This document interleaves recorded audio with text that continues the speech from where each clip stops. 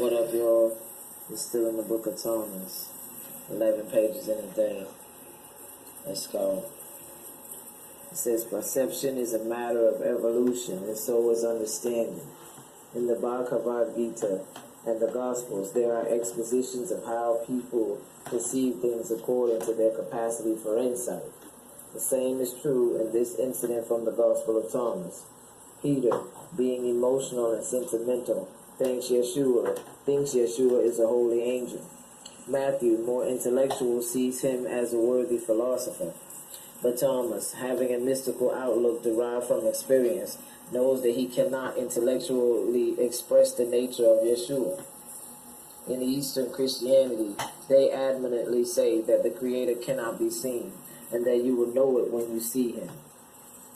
What they meant is that the Creator cannot be encompassed by the finite mind of the individual, yet divinity can be perceived to some degree.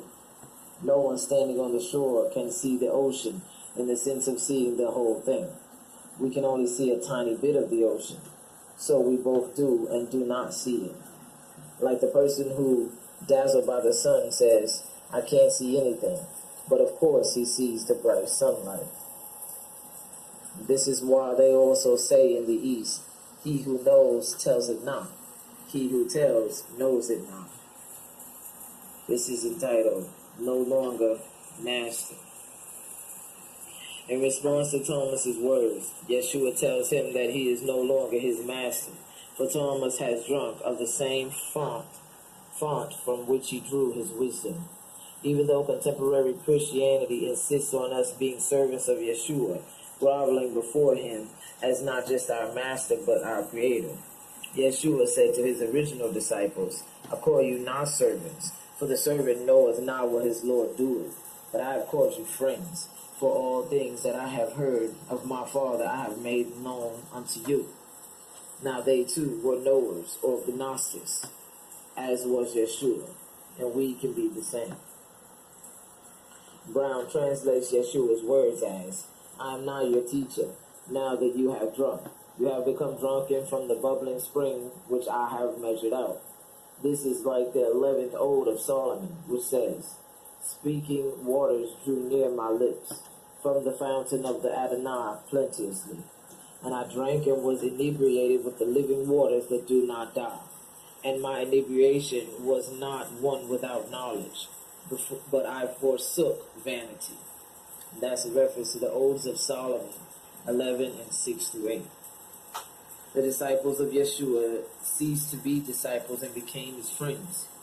It would seem that there is a great difference between being a Christian and being a friend of Christ, a true disciple. Rather than wailing over the wicked world and warning everyone to flee from the wrath to come, Yeshua's friends rejoice in the life they have found and share it. Just a few hours before beginning to write this article, I read some of the reminiscences of Sri Ma Saradi Devi, a disciple of Sri Ma and brother of Sri Ramakrishna's disciple, Swami, who lived many years in San Francisco. He told me of how he met a young doctor who was addicted to alcohol and drugs because of the great sorrows of his life.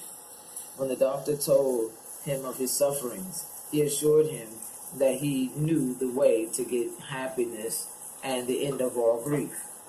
After some time, he took the doctor to meet the Holy Mother Sarada Devi, who gave him, too, the secret of a blessed life. He no longer needed faith. She had shown him the living way, the real way of Christ and of Buddha and Krishna as well. This is entitled, The Wisdom of Unknowing. Because Thomas knew that reality is beyond limited human speech, Yeshua could teach him the real gospel, the good news. This is one of the contradictions with which many human existence abounds.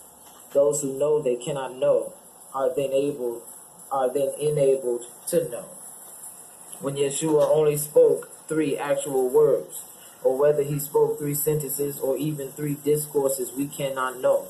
For Logos means all 3 of those things. But whichever it may have been, they were mighty in their effect. For when the others asked what he had been taught, Thomas assured them that they would stone him for blasphemy if he told them even one part.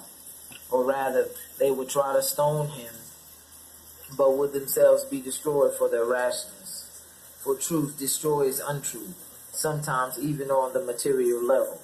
Just as Uzzah was killed when he touched the Ark of the Covenant, being virtually electrocuted by the tremendous power that pulsed through it.